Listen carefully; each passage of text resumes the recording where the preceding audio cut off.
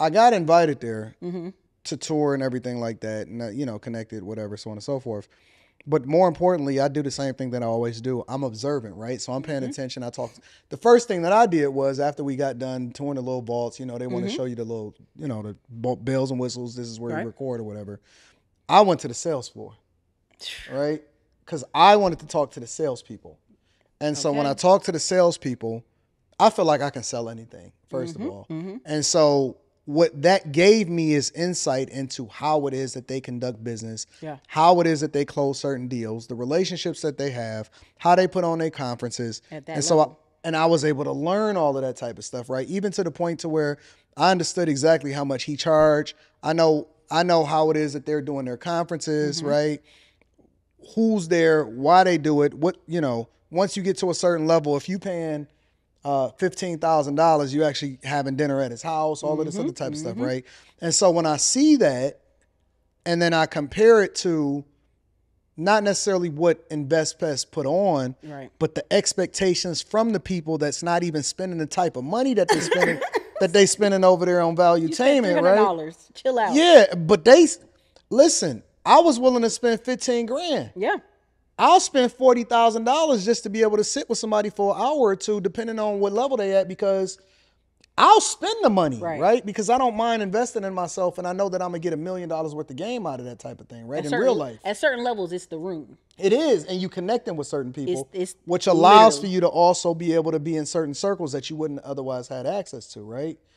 Listen, at InvestFest, I went to one table. This guy's like, well, what do you do? What's the hiccup? I tell him I'm talking about my business and what's the hiccup. He's like, I know this bank person out in Austin. Here's their number. Here's their direct number. Correct. He'll know. Write my name on your card. He gonna call you, and I'm gonna tell him my name. Yep.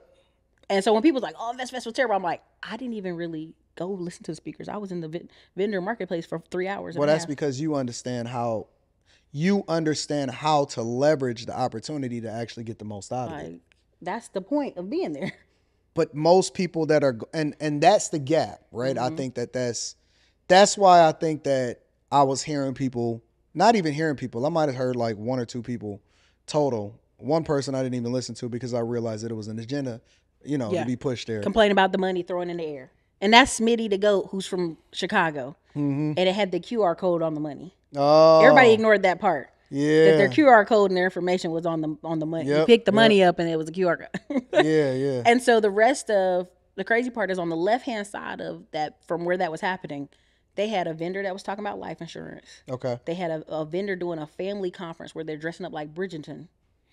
And I'm going to it. It's New Orleans. They're gonna do it during FigCon. They're gonna do it another in Atlanta. Yeah. It's a whole ball. It's a whole thing, right? You get to dress up. Then they had a lady doing a game show.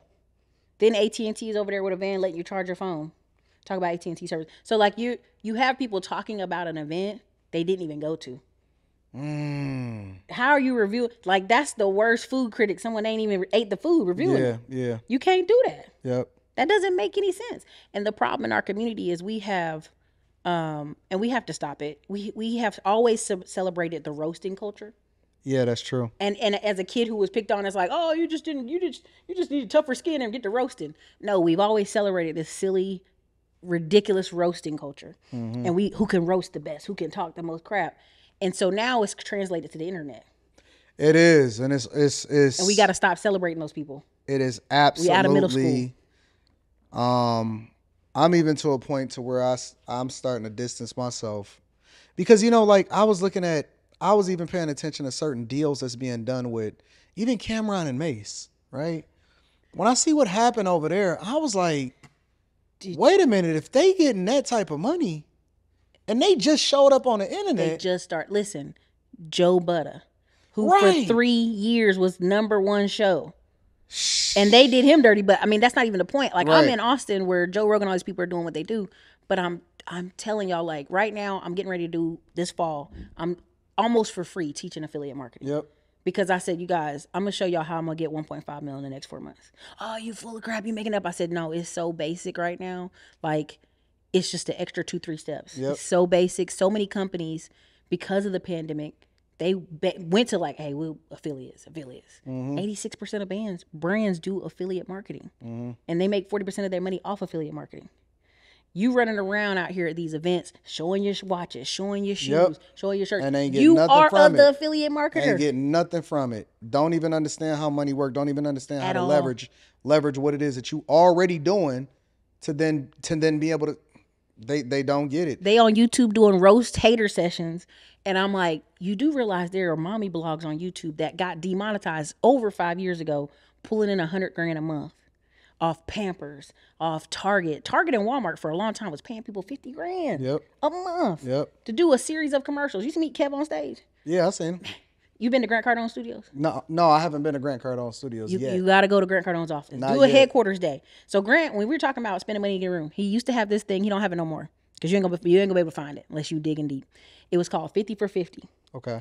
50 people paid $50,000 to go on three events a year with him. So they would go to Cancun. They would go to Cabo. They would go. So now you still got to pay your flight to get there. You still got to pay your space, right? But they pay $50,000.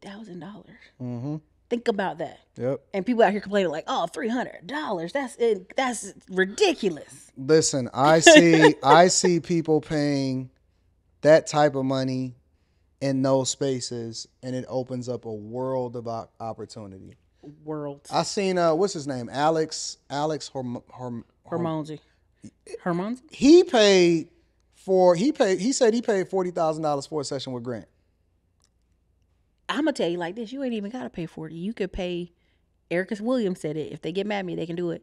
Pay for the HQ day right before he do an event. He's in town. He'll be there. Yeah. He'll be right at the office. Now you know people not gonna invest in themselves, Ericka. It's called a HQ day. You go there and you'll see for yourself firsthand how that staff run.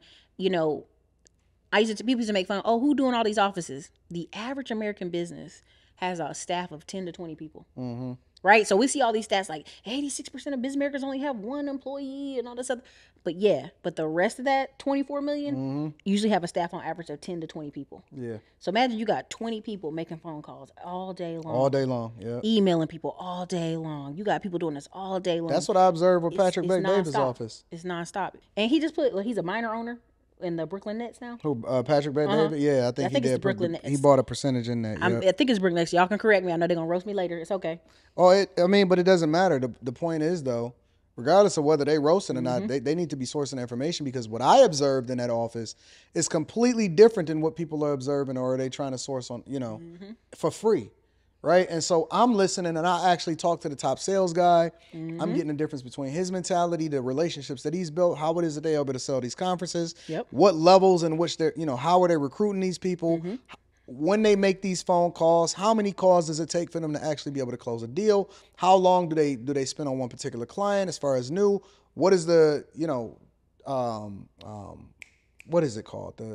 Basically how many people do they go through before they actually are able to close a deal? How many phone calls do they have? How do they train their staff? So I'm CRM, observing their KPIs. Yeah, 100%, right? And I'm looking at it, and I'm taking all of this information in, and I got my assistant with me while I'm there, right? Because they taking notes and they doing the whole thing.